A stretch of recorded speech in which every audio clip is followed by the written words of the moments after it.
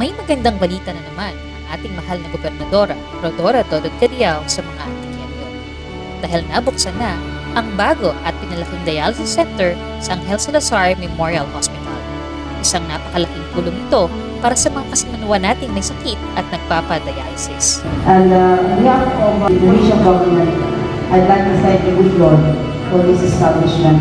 May we be able to put up some necessary and urgent buildings such as this to be able to help our poor.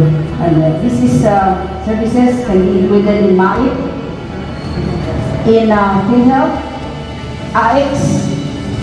So little by little we are trying to improve the services of our hospital. Hindi na nga mahihirapan pang pumila makipagsiksikan ang mga dialysis patients sa tulong ng bagong facility nito. Dako gid siya nga bulig. Number 1, no, kayong dialysis, makatulong mo siya sa life mo. Amo na siya. So number 2 is maganhagan ang mga symptoms. No? So number 3 is to help in mga Antiqueños, no? Sa may mga diseases, especially sa mga dialysis.